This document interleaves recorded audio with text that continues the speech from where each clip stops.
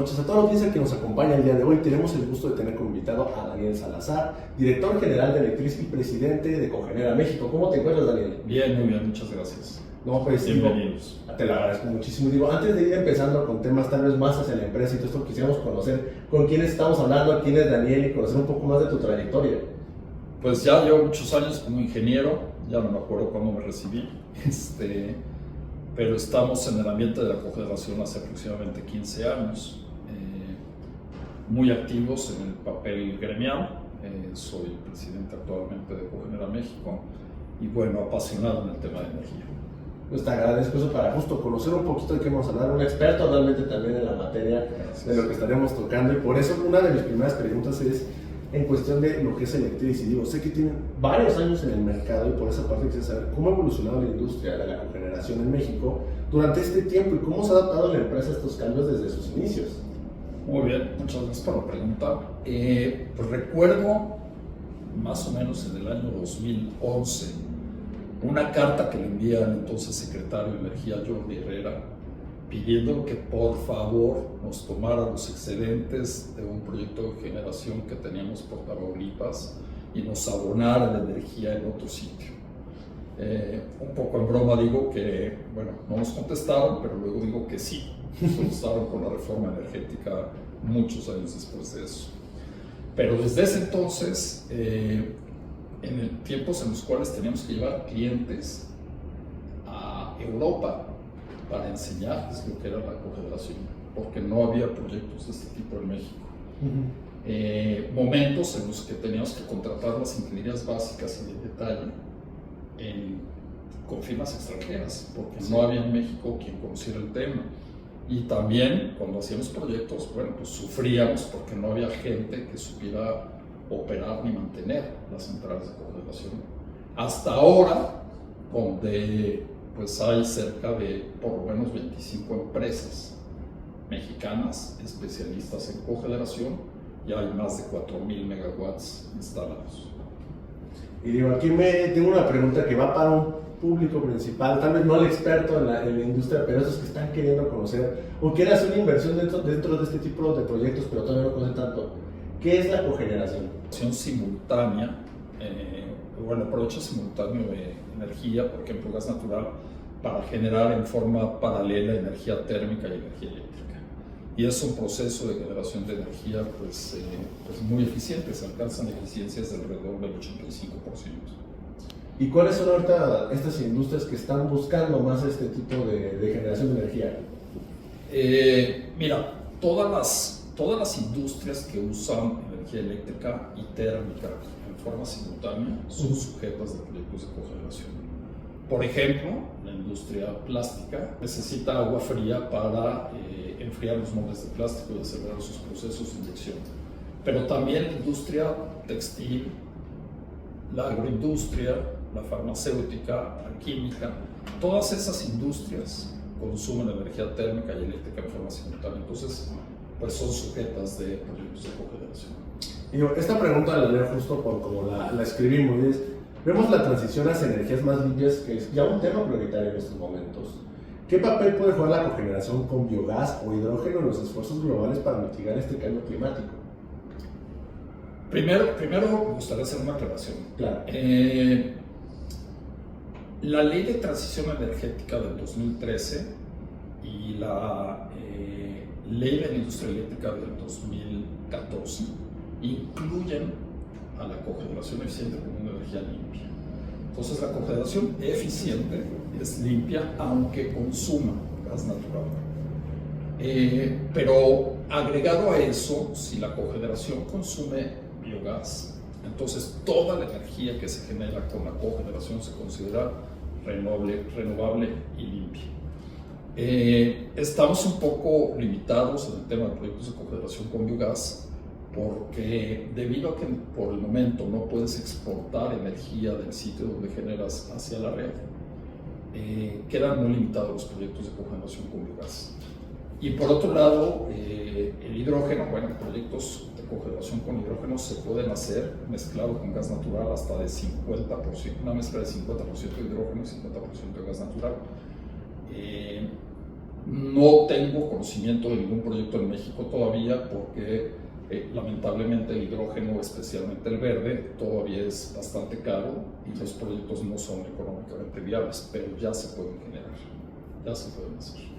Y digo, es una buena noticia que estamos escuchando, porque digo, tuve el gusto de también estar platicando un poquito antes de empezar también la entrevista, que nos hablaban de que, por ejemplo, se dio primero un boom con esta parte de la energía solar y ahorita estamos viendo que posiblemente este es el siguiente boom que se va a dar en tema de energía por todo lo que nos comentan, que se está buscando también temas, obviamente infraestructura, temas de que tal vez tema costos, pero al final sí se busca generar un mayor consumo de este tipo de energía. Sí, es una realidad. Mira, la cogeneración es una tecnología de las más eficientes que hay en el mercado. Repito, si hay consumo térmico y hay consumo eléctrico, estás obligado a por lo menos analizar un proyecto de cogeneración. Si después acabas comprando o adquiriendo una instalación solar, bien, qué bueno, pero si consumes energía térmica, estás obligado a hacer por lo menos un estudio y una evaluación de este tipo de proyectos.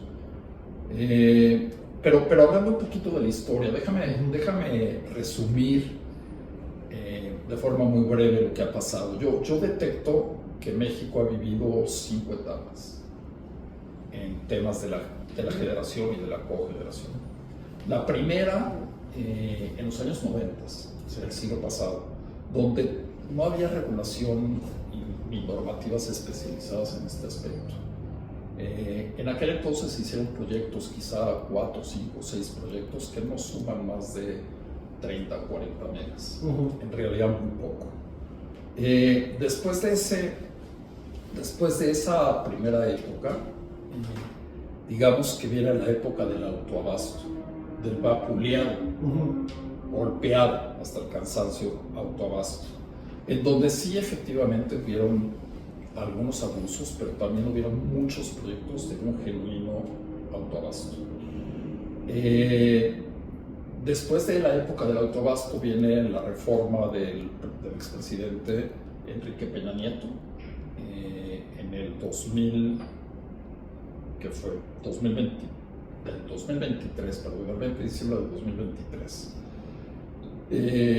Y entra la ley de la industria eléctrica, y yo diría que es la época dorada de la cogeneración. Esa, digamos, que es la tercera época. La cuarta época es a partir del 2018 y hasta hace algunos meses, en lo que, si bien vivimos la época dorada en aquel entonces, yo diría que fue la era negra de la cogeneración, donde prácticamente no hubieron permisos. Pero quiero comentarte que Electriz aprovechó ese momento para dar un giro hacia una compañía especializada únicamente en cogeneración, hacia una compañía que brindara soluciones de energía que el mundo necesita. Y nosotros creemos que es energía que el mundo necesita porque es asequible y limpia.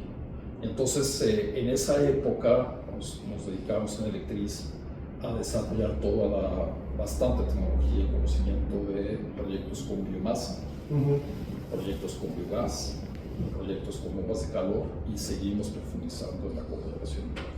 Y luego viene la quinta época, que recién acaba de comenzar, hace 5 o 6 semanas, donde yo veo que lo mejor que ha pasado en México en este tema se va a conjuntar, se va a reunir, y la cogeneración va a florecer nuevamente. Entonces vienen muy buenas épocas, viene un muy buen momento para la industria de la cogeneración en México.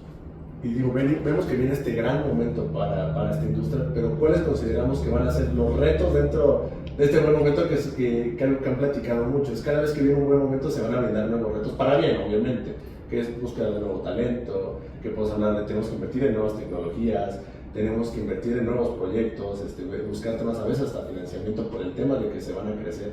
¿Tú cuáles consideras que van a ser los que se den del lado de ustedes gracias a esto que se está dando?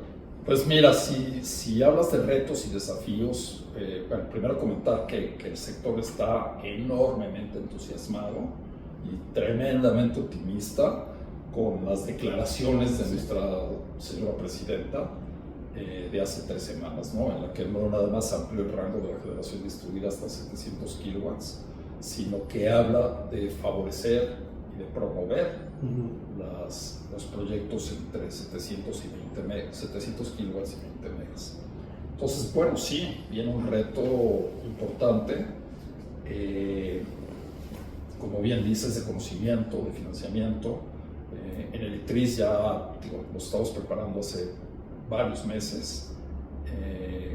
Contratamos gente y va a entrar más personal al área de ingeniería, y el financiamiento va a estar ahí. O sea, los proyectos, además de que se van a favorecer, son en este momento especialmente atractivos por la relación que hay entre el gas natural, el precio del gas natural y la electricidad.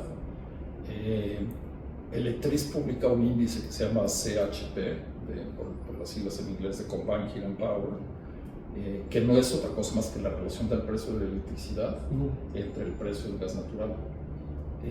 Hoy generar electricidad con gas natural en sitio, incluyendo operación y mantenimiento, te cuesta alrededor de $1.20, $1.10, $1.20 el kilowatt, contra $2.40 o $2.50 que te puede costar la energía con CFE. En términos, los americanos le dicen no-brainer, o sea, no hay que pensarle mucho, es un gran negocio generar en sitio, y cogenerar es todavía mejor negocio.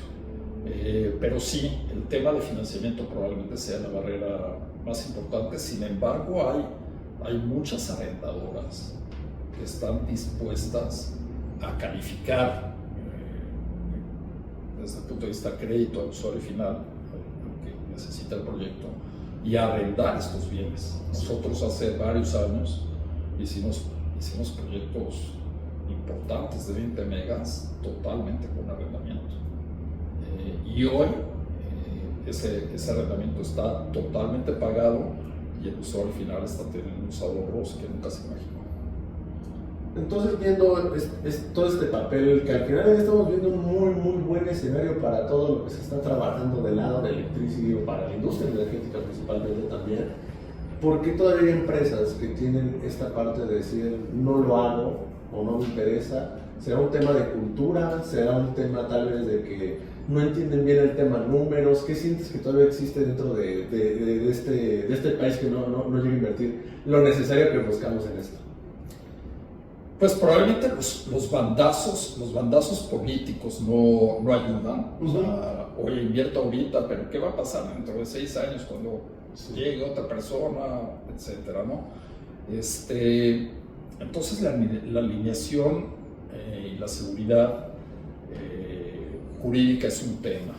Otro tema es, tú dices que no entienden, eso yo me lo he hecho a mí, es nuestra culpa, no culpa, es nuestra responsabilidad. No es la responsabilidad del usuario, es nuestra responsabilidad saber comunicar los beneficios de la cogeneración. Ya te decía yo, o sea, hace 12 o 13 años, yo personalmente tenía que viajar para llevar a clientes a ver una cogeneración, especialmente los llevé a España mucho tiempo. Y nos costaba mucho, por lo menos teníamos oportunidad de platicar en el avión y en la comida y bla, bla, bla. Aquí la gente, estamos corriendo todo el día y hay muy poco tiempo para escuchar nuevas oportunidades. Y tenemos que saber comunicar en forma certera, precisa y concreta los beneficios de la cogeneración, porque de otra manera no logras captar la atención del usuario final.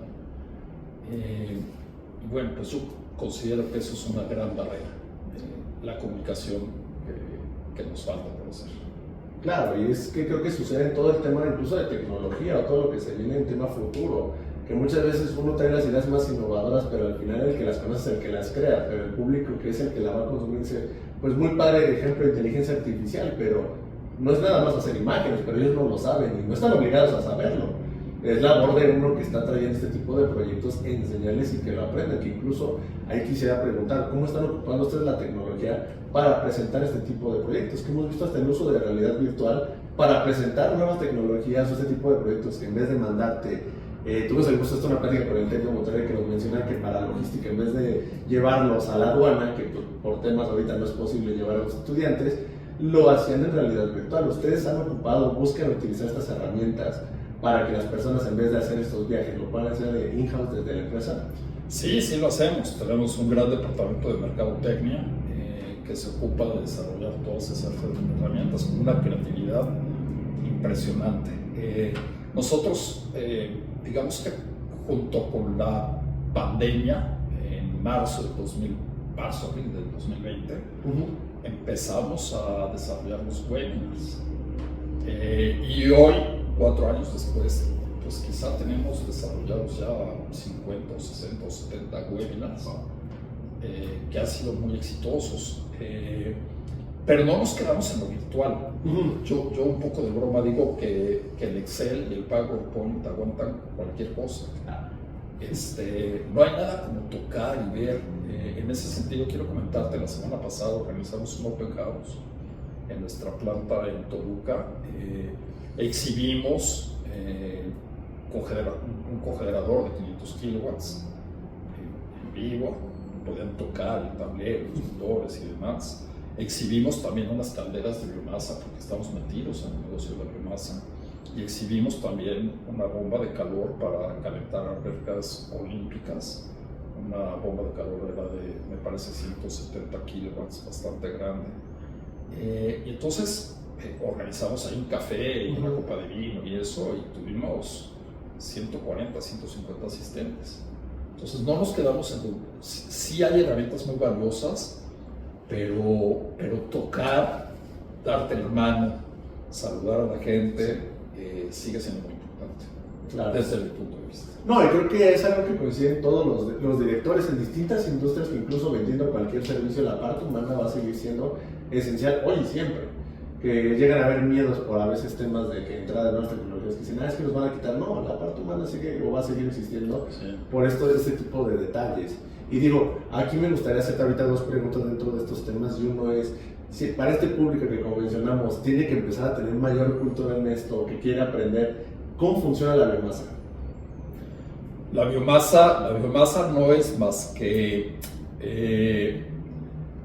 digamos que residuos orgánicos que tienen capacidad calorífica para poder ser quemados, para generar vapor o aceite térmico, y con eso, en el mejor de los casos, si la cantidad de biomasa es suficiente, generar electricidad. Acabo de regresar de un viaje a Austria. Austria es el país líder en la tecnología de aprovechamiento de calderas de biomasa. Por cierto, la semana pasada acaba de anunciar Rusia, la antepasada, acaba de anunciar Rusia que entregó ya el último BTU de gas ruso a Austria. Ya le cerraron la llave. Y bueno, pues ellos, por donde está Austria, digamos, tienen temperaturas muy frías y necesitan calentar sus casas y calentar el agua para bañarse y demás de alguna manera. Y la manera preferida en ese lugar son calderas de biomasa. Aquí hemos hecho un par de proyectos, específicamente en Valle Bravo, donde gente que cree en estos temas consume leña, y la leña la agregan a la caldera y con eso calientan pues, su agua y su ambiente. Desde esos proyectos pequeños residenciales hasta grandes proyectos de generación de calor y electricidad con biomasa. Básicamente la biomasa puede ser astilla de madera, o pelle de madera, o leña, o incluso celulosa, por ejemplo, derivada del papel, etc. Sí, que es un gran proyecto el que se ha ido dentro de esto, y a veces nos olvidamos de la parte residencial cuando hablamos del tema energético, pero es de los mayores consumidores de energía a nivel México. Sí. Te puedo dar el dato, seguramente lo conoces. En México hace 7, 8 años había 500,000 cuentas DAC en CFE. había 500,000 personas que consumían una gran cantidad de energía y que estaban clasificadas en esa tarifa. Hoy quedan 100,000. Okay, wow. Más de 400,000 cuentas y no porque hayan bajado su consumo, en realidad lo hacen porque bajaron su demanda de CFE por la instalación de paneles solares. Pero bueno, eso te da una idea de la preocupación de la gente, no nada más por ahorrar, sino porque la conciencia ecológica ya permeó en nuestra nación. O sea, la gente sí está pensando en cómo reducir las emisiones y cómo bajar sus costos de energía, desde el nivel doméstico hasta las grandes industrias. Que es lo que comentan muchos industriales, ya incluso para escoger a sus proveedores se basan hasta en temas de consumo, qué tan sustentables son. Mismo cliente final a veces lo hace de, oye, yo me enteré que empresa tal contamina mucho, lo voy a dejar de consumir. Si ya tiene un efecto mayor, no solamente el económico de cuánto gastas de luz, sino ya no te van a comprar o no vas a tener a los mismos clientes solamente por ese tipo de escenarios. Yo auguro que no estamos lejos de que la catsup que no contamina esté enfrente del mostrador en el súper, y la catsup que sí contamina esté atrás y nadie la vea y nadie la compra. No estamos lejos de ese momento. Lo estamos viendo en autos, incluso hablando desde la parte, desde la manufactura del vehículo hasta si es eléctrico, híbrido o de gasolina, estamos viendo cómo se está cambiando y lo pueden ver en la calle, que sí se llegan a ver ya más vehículos eléctricos de lo que pensamos iban a ver hace unos años. Sí. Es un gusto toparse con un coche eléctrico. Y digo, ahora tengo una pregunta también para la parte de talento dentro de esta industria, que digo, al final hablamos de que la parte de educación dentro de esto va a ser muy necesaria. ¿Ustedes cómo están encontrando al talento adecuado para este tipo de proyectos, más con el crecimiento que se va a dar? ¿Y qué le recomendarían también a esas personas que quieren adentrarse dentro de este tipo de industrias, que hablamos ya no solo de un tema solar, como decíamos, sino de todo este tipo de consumo energético? Fíjate que ahora,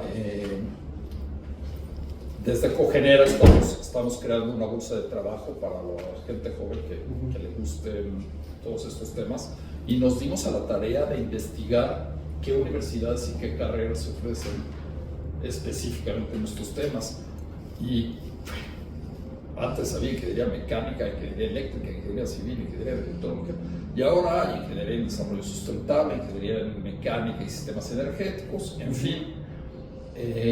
Y yo mismo me sorprendo de la preparación de los jóvenes recién egresados. O sea, sí ya hay en el ambiente en México personas que están saliendo de las carreras bastante preparadas en estos temas. Entonces, desde luego siempre es un reto contratar talento.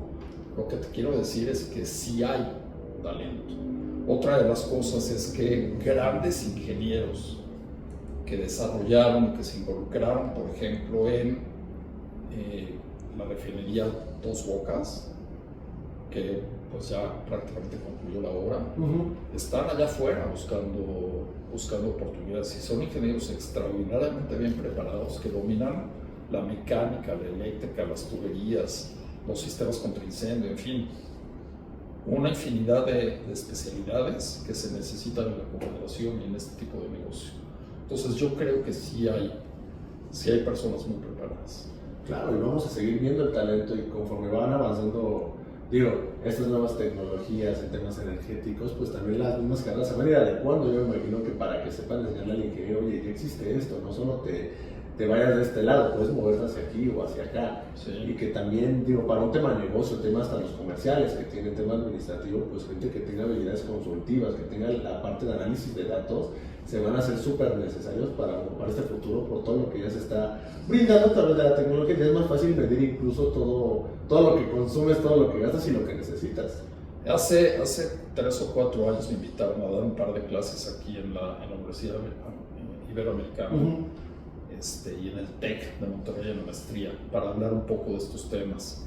Y veía yo los ojos en la gente que me estaba escuchando, una ansiedad por conocer más y un encanto por estos temas. Entonces, bueno, pues es reto de las empresas atraer ese talento, pero sí hay talento en el futuro. Y Daniel, ¿qué podrías decir que ahorita va a ser el futuro para México dentro de toda esta industria? Ya no solo refiriéndome a todo el tema energético, sino a lo que hace Electris, a todo lo que hacen ustedes, que podemos ver ustedes en los próximos años en México.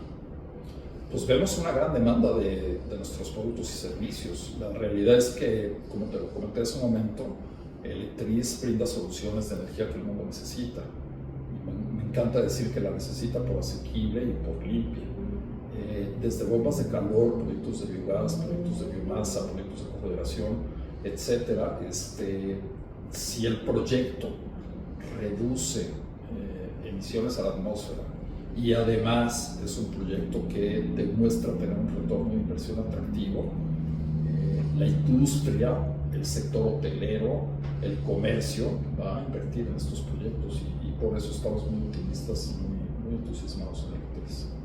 Y digo, ya como último que me gusta dejar este espacio es, ¿qué mensaje tú le darías a estos directores dentro de las áreas que toman la decisión de vamos a invertir dentro de estos proyectos para que decidan empezar a invertir en este tipo de energías? Que al final, pues yo sí quisiera que se realizara más este tipo de inversión dentro de estos proyectos. Pues que escuchen, que entiendan bien las propuestas, de repente llegar a ellos directamente es un tanto cuanto difícil. Si se abren o si nos dan tiempo de poder explicar, como dije también hace un momento, de forma certera y concreta, nuestros proyectos van a quedar muy entusiasmados. En Electris, si el problema es financiamiento, ayudamos a conseguir. Si el problema es gas natural, se los ponemos en la puerta. Si el problema es adaptar algunas de sus instalaciones, las adaptamos. En Electris vemos como sí hacer las cosas. Si nos dan la oportunidad de ser escuchados, con todo gusto podemos atender una cita y platicar de cualquier proyecto. Y justo teniendo el espacio, ¿dónde los pueden localizar? ¿Cómo los pueden contactar? Estamos en todos lados, también el departamento de mercadotecnia ha hecho muy buena labor. Estamos en Facebook, estamos en www.electris.com.mx. Nuestras oficinas están en Santa Fe, frente a la Universidad Iberoamericana precisamente. Y bueno, pues estamos en Twitter y pues en LinkedIn, por supuesto. Pues en todas las redes sociales estamos presentes. Pues Daniel, te agradezco por el espacio que nos brindaste hoy para platicar de este tema tan interesante, que lo vamos a estar viendo más. Es muy bueno tener estas primeras entrevistas hablando sobre este tema, porque estoy seguro que mucha gente se va a ir interesando y va a buscar más o preguntar más, porque digo, ahorita solo quisimos tocar un poco de la superficie, porque sabemos que es un tema el que nos podría tomar horas aquí para poder desarrollarlo. Y además nos encanta platicar de eso, entonces. Bueno, por eso te lo agradezco muchísimo, Dani, y agradecemos a nuestra audiencia que nos acompaña aquí todos los días. Los esperamos en siguientes podcasts. Muchas gracias. Gracias a ustedes.